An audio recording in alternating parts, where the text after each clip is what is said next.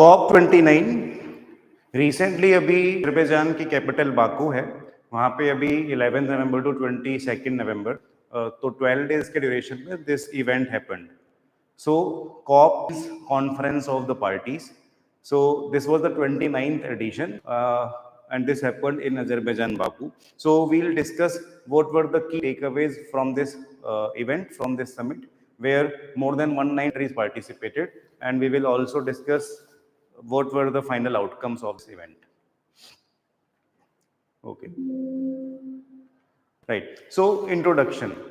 So introduction to COP, as I just told you, that COP means Conference of the Parties.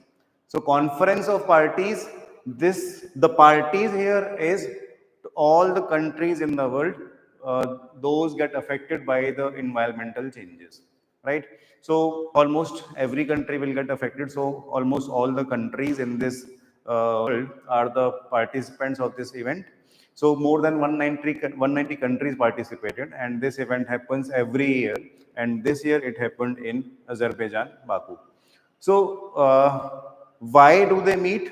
As I just briefly told you, कि हमारा primary purpose through this event is to keep the global temperature levels within 1.5 degrees Celsius of the pre-industrial levels. So what is pre-industrial level? Pre-industrial era is before 1850. 1850 के बाद से we can say कि countries ने industrialization start किया था. तो जो European countries थे वहाँ पे इंडस्ट्रियलाइजेशन हुआ पहले, then eventually it spread across the globe, जहाँ जहाँ पे भी वो लोग के कॉलोनीज थे. सो इनिशियली जो इंडस्ट्रियलाइजेशन का बेनिफिट लेने वाले कंट्रीज थे वो मोस्टली यूरोपियन कंट्रीज थे एंड अमेरिका थे, right. Eventually the industrialisation spread to other countries also. India में भी आया, चाइना में भी आया, fine, but initially it was in Europe primarily. So जब से इंडस्ट्रियलाइजेशन स्टार्ट हुआ तब से हम लोग ने इंडस्ट्रीज के थ्रू, फॉसिल फ्यूल्स के थ्रू हम लोग ने ग्रीन हाउस गैसेस एमिट करना भी स्टार्ट किया. And through these green house gases also started raising the global temperature. Average global temperature जो है वर्ल्ड का वो भी धीरे धीरे इसकी वजह से इंक्रीज होना स्टार्ट हुआ. तो स्टार्टिंग में इमिशंस कम थे क्योंकि इंडस्ट्रीज कम थी, व्हीकल्स कम थे, फॉसिल फ्यूल्स का यूसेज कम था. तो 1950-60 के बाद ये जो इमिशंस है वो बहुत ज़्यादा बढ़ गए. तो उसकी वजह से जो टेम्परेचर में चेंजेस हैं वो प्रोमिनेंटली दिखने लग गए. तो अभी ऐसा है कि 1850 के पहले जो ग्लोबल टेम्परेचर्स थे एवरेज, उससे we are almost 1.8 degrees above. तो world you can say 1.5 degrees extra heat हो चुका है परमानेंटली.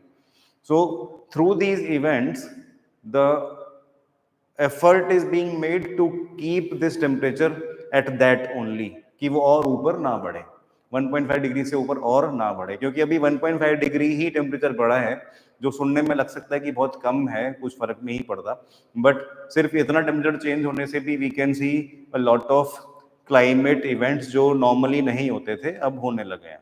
बहुत सारे रीजन्स ऐसे हैं जहाँ पे डेजर्ट में बारिश हो रही है, बहुत सारे रीजन्स ऐसे हैं जहाँ पे फ्रीक्वेंट रेन होती थी, अब वहाँ पे रेनफॉल हो रहा है या नहीं हो रहा है.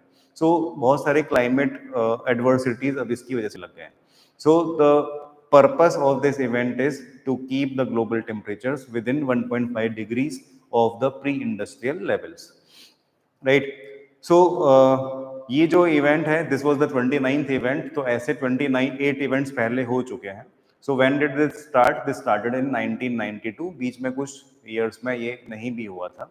So and this happened under UNFCCC, United Nations framework of climate convention of climate change, under UNFCCC.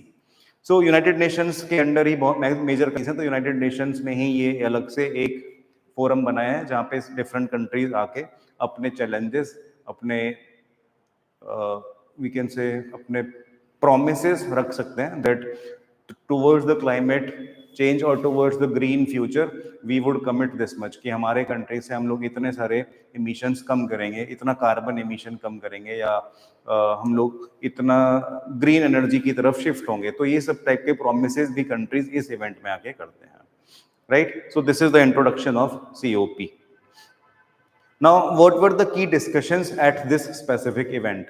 So ये आपके लिए क्यों जानना जरूरी है? Because in some interviews and even in some exams you may get questions on this, right? Because climate uh, adversities are here. So climate के बारे में aware होना is necessity these days. अब you cannot live in your own cocoon कि climate के बारे में भी होता रहे, हम तो AC के रूम में रह रहे हैं, हमें फर्क नहीं पड़ता, right? We cannot do. So we all have to be aware about what is happening towards climate, right? So what were the key discussions in this event? So aim was, as I just told you, to keep the global temperatures within 1.5 degree of pre-industrial levels, right? And second is climate finance. So what is this climate finance? Let us understand this term, climate finance. So climate finance is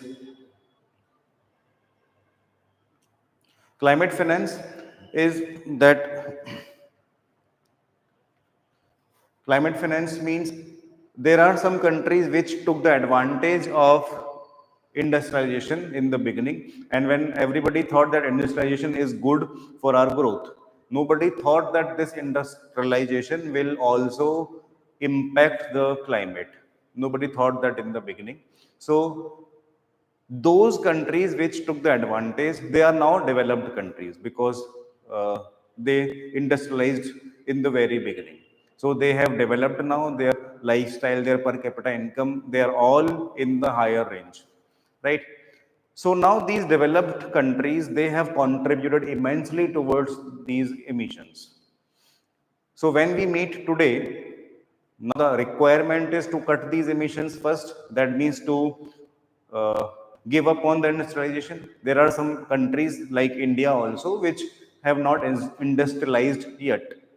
So the idea is that those developed countries, those rich countries, they ask now that you, the poor country or the developing country, you do not industrialize, because if you industrialize now, you will contribute more towards these emissions.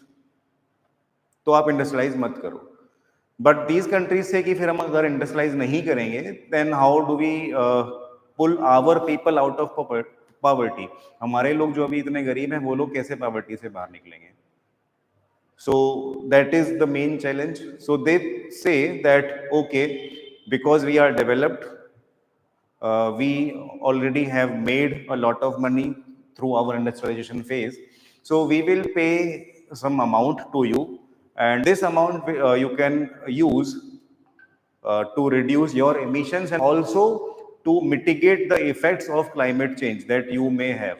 तो climate change की वजह से अगर किसी country में floods आने लग गए हैं जो पहले नहीं आते थे, तो अब वो कंट्रीज को ये फ्लड की सिचुएशन को ओवरकम करने के लिए भी खर्चा चाहिए. So all that money which is towards stopping और reducing the mitigating the impacts of climate change, जो क्लाइमेट चेंज अब ऑलरेडी हो चुका है, उसकी वजह से जो प्रॉब्लम्स आ रही है उनको रिड्यूस करने के लिए या उनको मिटिगेट करने के लिए जो एफर्ट्स लगेंगे, उसके लिए डेवलप्ड कंट्रीज डेवलपिंग कंट्रीज को कुछ अमाउंट ट्रांसफर करते हैं. That is called climate finance, right? Now, so as I just discussed, what is climate finance? So climate finance is three things. So the two main purposes of climate finance is mitigation and adaptation. Mitigation, as I just told you, कि अगर ill effects किसी country में visible हैं तो उनको कम करना. And adaptation means to adapt to the regime of emissions. अगर आप ऑलरेडी लो एमिशंस पे ही हैं तो यू डू नॉट इंडस्ट्रियलाइज और इंडस्ट्रीज ना लगाओ कि आपके एमिशंस बढ़े, आप उसी स्टेज पे रहो. आपको ऑफ कोर्स आपके डेवलपमेंट इसकी वजह से रुकेगी, तो उसके लिए हम लोग आपको पैसे दे रहे हैं, right? So the question is this money enough कि जो डेवलप कंट्रीज हैं वो अपना डेवलपमेंट घरों से बैठे रहें और उनका जो पुअर क्लास है वो इसी मनी के हेल्प से ही बाहर आ जाए पॉवर्टी के? So of course the answer is no, right? So this will not happen. So as I just told you, who pays? The developed countries or the rich, which are primarily European countries, they pay. because they have already made a lot of money. The countries involve USA, European Union, and Japan. So these are the countries who took the advantages of the industrialization in the beginning.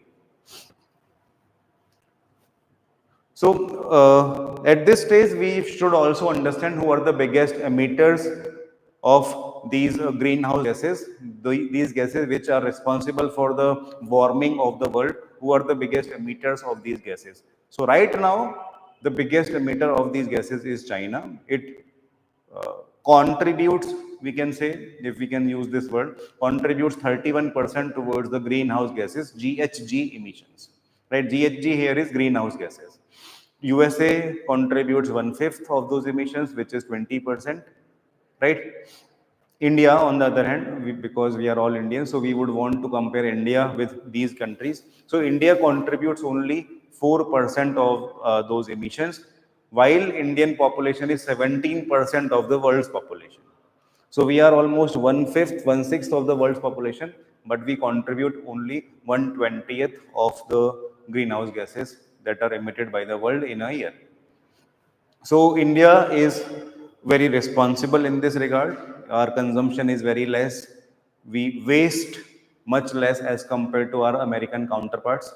So India has a lot of say in these summits, right?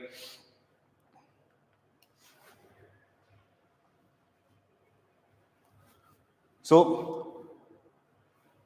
So we have discussed who pays and we have also discussed who gets that money. So we are primarily discussing climate finance. So that was the major point of contention in this year's COP, right?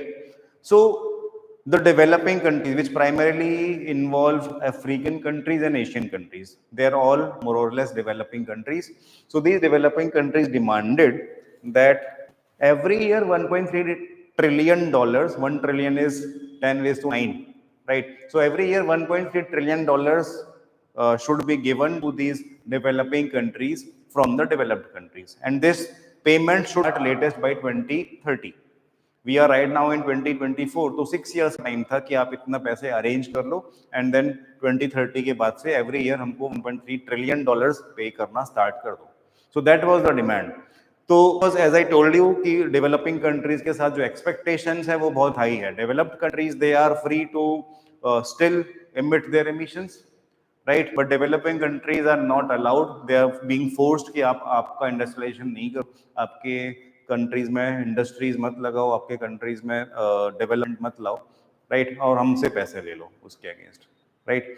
So if they do that, so of course they will demand more money so that because they have to pull their poor class out of the poverty. So they demanded this much money, but the rich countries, they only said that we will pay you 300 billion dollars, right? Not even half, 500 bhi nahi, we will pay you 300 billion dollars every year, and that too will start from 2035. तो अभी तो 10 साल हो गए, आज 2024 है, 10 साल के बाद हम लोग आपको इतना पे करना स्टार्ट करेंगे, तब तक आप मैनेज करो, राइट? तो 2035 से आपको इतना पेमेंट मिलना स्टार्ट होगा.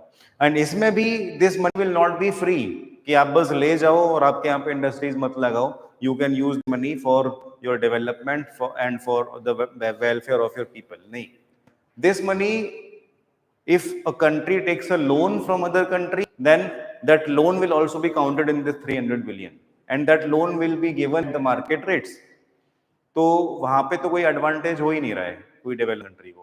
वो बिना इस डील के भी ले ही सकते हैं loan, if they have to pay the interest, and that interest is also equal to the market rate.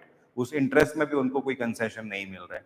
So there is no advantage there. Even if this deal is not there, they can still pick up that loan. So what is the advantage here, right? So that was the main point of contention, and it was said that this deal will not survive. If we continue like this, we cannot help the climate. Climate इस तरीके से हम लोग save भी नहीं कर पाएंगे.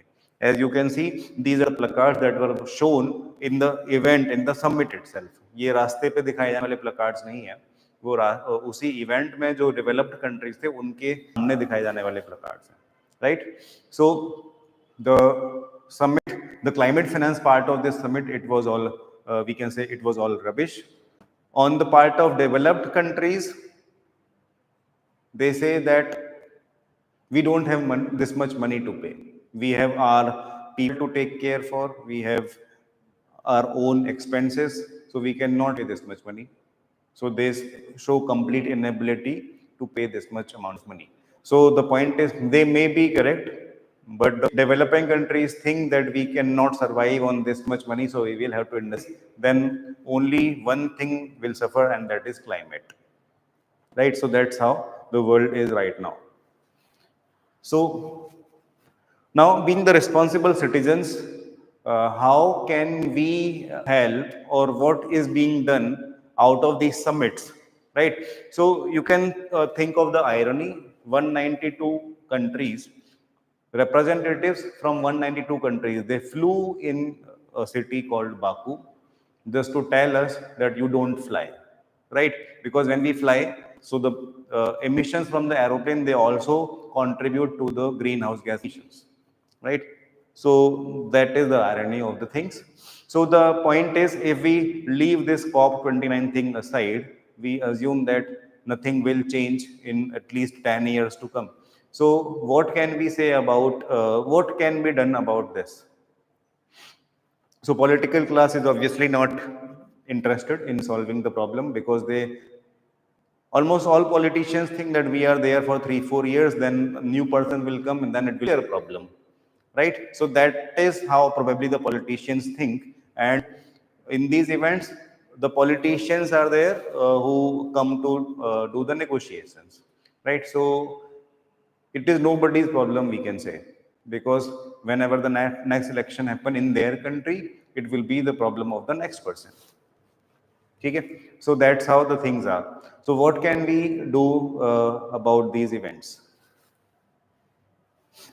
So some things that are there, that are in my knowledge, so I have put them here. So of course nuclear energy is there. Nuclear energy is not a renewable source, because the nuclear fuel that we use in a nuclear reactor, it cannot be reused. So it is not a renewable source, but it is almost non polluting. तो इस अगर nuclear energy हम use करते हैं तो उससे कोई भी पॉल्यूटेंट्स इमिट नहीं होते हैं, although it is harmful in other ways, but if we are careful enough, then those calamities can be avoided. So nuclear energy is one thing that surely must be tapped into. Second is ethanol. So ethanol क्या है? Right now, most of our vehicles run on petrol or diesel.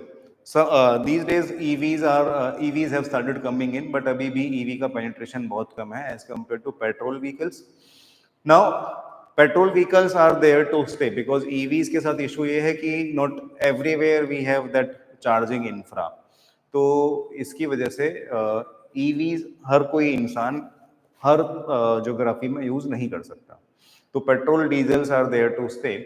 So ethanol is an option that is considered, that is being considered, कि हम ethanol mix करेंगे petrol में. Ethanol has those properties कि उसकी help से भी vehicles चल सकते हैं, right? So initially it will not be 100% ethanol, of course.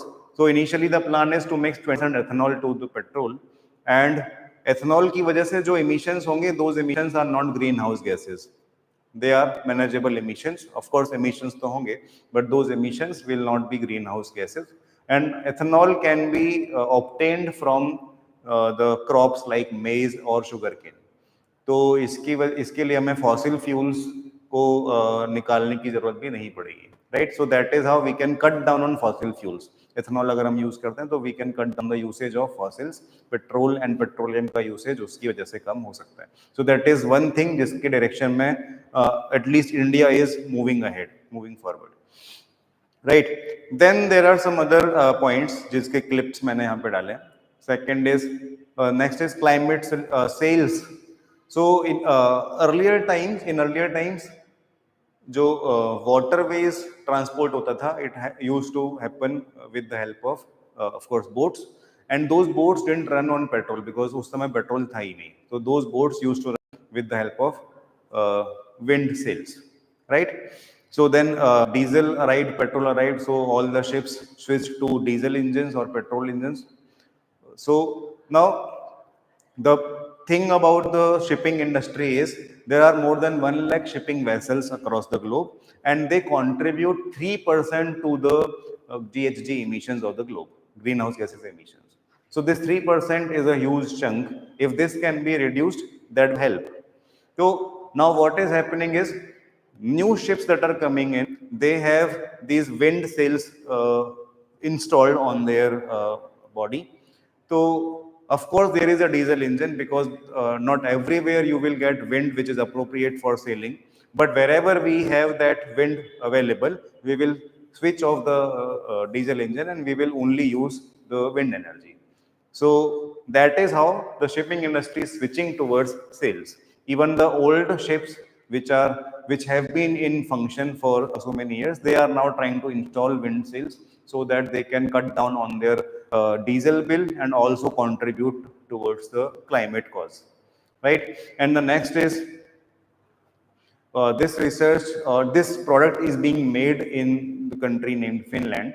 So वहाँ पे what they are doing is they have developed a microbe, and they feed to this microbe they feed CO2, the carbon dioxide from the air, hydrogen, and they feed these basic things which are easily available in air.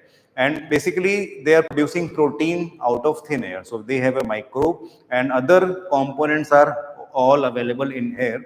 So this microbe sucks CO2 out of air and it produces protein. So the product that it makes has 70% protein. This protein can be used in various uh, food items, right? We have all heard of lab grown meat. So it is similar to that. It is not meat, it is protein powder. So this protein powder can be used in different food items, also by bodybuilding enthusiasts, right? So this product is doing one step ahead. We are right now talking about stopping the emissions of greenhouse gases. This is removing those gases out of the air. So it is one step ahead, right? So these are the things that are happening at smaller scale.